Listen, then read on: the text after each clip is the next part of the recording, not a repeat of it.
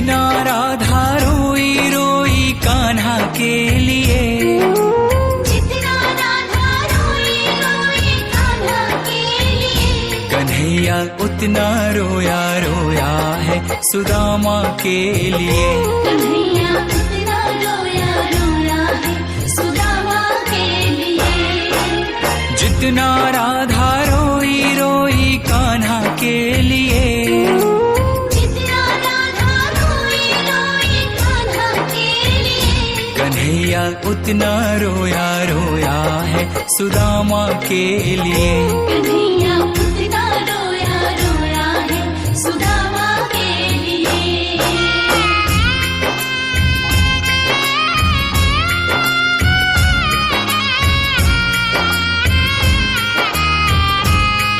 जब मित्र सुदामा द्वारिका नरेश श्री कृष्ण के द्वार पर पहुंचते हैं तो श्री कृष्ण सुदामा की यह दुर्दशा देख अपने आंख के आंसू रोक नहीं पाते हैं।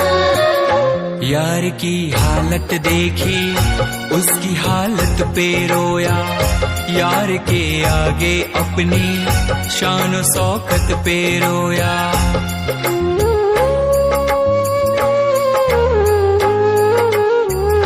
यार की हालत देखी उसकी हालत पे रोया, यार के आगे अपनी शान शौकत पे रोया। ऐसे तड़पा जैसे समा परवाना के लिए, ऐसे तड़पा जैसे समा परवाना के लिए, कन्हैया उतना रोया रोया है सुदामा के लिए। कन्हैया उतना रोया रोया है सुदामा के लिए। सुदामा के मन में झिझक थी। द्वारिकाधीश के वस्त्र और आभूषणों के समक्ष अपने मलिन फटे वस्त्रों को देख सुदामा श्री कृष्ण से दूर ही खड़े रो रहे थे। परंतु श्री कृष्ण ने उनसे कहा, सुदामा, क्या अपने मित्र के गले नहीं लगोगे?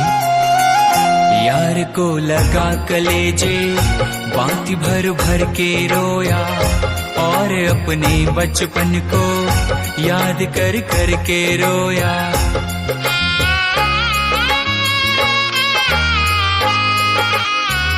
यार को लगा कलेजे बाती भर भर के रोया, और अपने बचपन को याद कर कर के रोया।